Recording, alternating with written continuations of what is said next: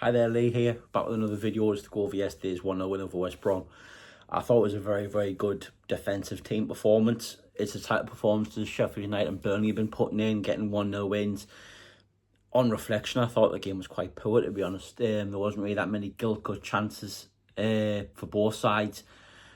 And the game really changed when my ender came on the first half. So I thought we had I think it was Mundle's shot fizzled wide. But I thought he offered something different, and as soon as he got the ball, obviously won the free kick, which HUME scored. But West Brom had a lot of the football. When we had it, we were very poor with it, especially the second half. We didn't really do much with it. And when we did try, it just wasn't working. But you got to take the wins, didn't you? It's another 1-0 wins, back-to-back clean sheets. Players of style for me. I thought HUME was fantastic. As he has become that player where he's brilliant every week. He's a 7, 8 out of 10 every week. Obviously, brilliant free kick for the goal. I can't not talk about Metham and O'Neill. I thought the pair of them were excellent. Nullified everything, put the bodies on the line. And even though he had a shaky first 20, 25 minutes, I thought Alan Brown had a decent game as well. He got pulled out of position a lot by Mikey Johnson. And I was seeing a couple of group chats how we took him off, and I would have brought Helder on and moved HUME across.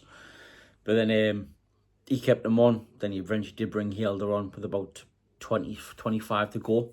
But I thought he had a decent game, Alan Brown, after the first half an hour out of the way. Actually, for a player who I thought actually decent game, I thought was Anthony Patterson. He had a bit of shaky moment just before West Brom had that header from Malumbi, where he could have come and claimed that cross. But I think other than that, he was calm and he actually had a decent game. Still can't kick a ball for shit, but he actually did all right. And I thought he made a brilliant save from Kyle Bartley in the end. Was calm, he was relaxed. He wasn't fazed by any of the physical long balls. Yeah, he came for that one in the first half where he punched away bravely and got himself hurt in the process. But I say other than that one where he could have literally took that cross and he's made a meal of it and they've nearly scored from it, I wouldn't probably be saying he had a good game if they scored from it.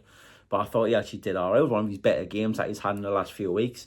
He was a nice calm presence behind the back four. Midfield, I thought Daniel was excellent, as he always is. He always is brilliant. Job, I think he was playing the 6 yesterday, Job. I thought Job had a really, really good game yesterday. Riggy tried his best. Obviously played the 90, played out wide when Lafayette came on. But yeah, I think Riggy had a decent game. Isidore was non-existent and he snatched at his chance that he had. One of the second half was right towards the end of the game as well. I think just before he got took off, my ender was in 8 acres of space and all he had to do was pass it to my ender and he went by himself. Obviously his striker being selfish, which is fair enough, but probably his decision making was probably the best to pass it to my ender. Unfortunate for Remy and Mundle, I don't think we'll see him again this season, which is a massive shame. And I think it'll end up being Lafayette back on the left-hand side. I don't think he'll play Tommy Watson, because I think yesterday screamed that yesterday. He played 3 left wingers and Tommy Watson was still sitting on the bench. He brought my ender on, then he brought Lafayette on, then he brought Alexic on. That's what I think. I cannot see for the life of us Tommy Watson getting the game, especially now. Obviously, he's been moved to Brighton. But we'll have to wait and see. Norwich on Tuesday is a very quick turnaround. And if Mundle is injured, we have no other choice. And obviously, he will play Tommy Watson.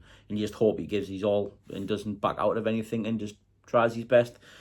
My ender, I thought, had a good game yesterday. He changed in the first half for us. He had that one brain fart moment where he's trying to pass it to Dan Neil, where he's got about 30 yards of space in front of him. He's just got to drive on. But that's a young kid. I thought he was unlucky to get booked for diving. I wouldn't say it was a penalty, but certainly not a dive, especially when he didn't book Dean Garner in the first half for a worse attempt of trying to win a penalty. And as I say, Isidore was non-existent. Didn't really see much of the ball. Obviously, when Lafayette came on the pitch, he had that one through ball where he thinks he's got to be calmer with it and try and go across the goalkeeper instead of trying to hit it first time. With an injury to Mundle, I wouldn't have started Lafayette on Tuesday, but it looks like he's going to have to, with Mundle a bit injured, which is a shame, because I thought it would be nice to ease him in. Does he change the back four? I think possibly Helder comes back in. I won't be doing a Norwich preview. It's too quick of a turnaround, I think. But I will do a review Wednesday and I'll do a preview Thursday. I might do one on both for Saturday's game. We'll see. We'll see how the Tuesday night goes. Thank you for all the likes and comments and views on the West Brom preview vid. Again, thank you to Chris Hall for the opposition side of it.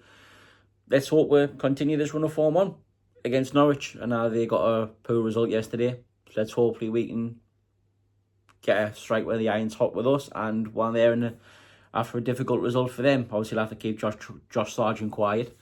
But I think we're capable of doing that. I really think we are. Thank you again. Hope you've had a good weekend. Hopefully we'll see you on Wednesday to celebrate another 3 points.